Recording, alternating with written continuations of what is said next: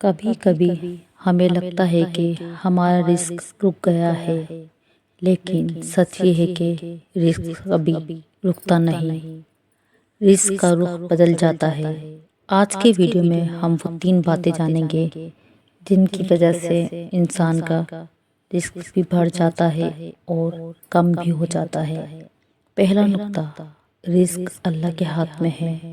رزق وہ چیز ہے جس کے بارے میں انسان سب سے زیادہ پریشان رہتا ہے، لیکن قرآن کہتا ہے یعنی زمین پر کوئی بھی چلنے والا ایسا نہیں جس کا رزق اللہ نے اپنے ذمہ نہ لیا ہو۔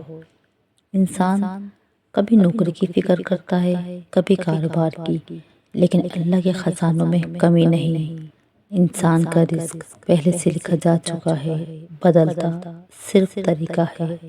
دوسرا نقطہ، رزق بڑھانے والی سب سے طاقتور چیز شکر ادا کرنے سے رزق بڑھتا ہے۔ یہ وعدہ اللہ نے خود کیا ہے۔ ہم میں سے اکثر لوگ رزق بڑھانے کے لیے صرف محنت کرتے ہیں، لیکن شکر وہ چیز ہے جو بند دروازے بھی کھول دیتی ہے۔ چھوٹی چیزوں پر شکر کرو، تمہاری زندگی میں برکت بڑھنے لگے گی۔ تیسرا نقطہ، توبہ اور استغفار۔ رزق میں بے حساب برکت۔ حضرت نوح علیہ السلام نے اپنی قوم سے فرمایا، استغفار کرو، اللہ آسمان سے رزق برسائے گا۔ استغفار صرف گناہ نہیں مٹاتا، یہ تمہارے نصیب کو بھی بدل دیتا ہے۔ اگر کبھی لگے کہ رزق کم ہے، استغفار کی عادت بناؤ۔ یہ صرف لفظ نہیں، یہ دروازہ کھولنے والی کنجی ہے۔ چوتھا نقطہ، رزق صرف پیسہ نہیں ہوتا۔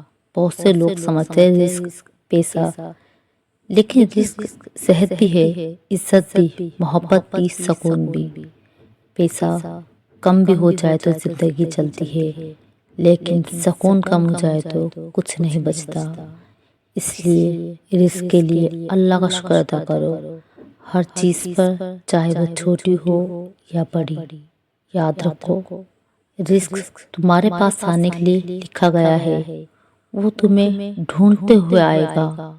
بس اللہ پر یقین رکھو، شکر کرو اور استغفار کو اپنی زندگی کا حصہ بنا لو۔ اللہ تمہیں اتنا دے گا کہ تم خود حیران رہ جاؤ گے۔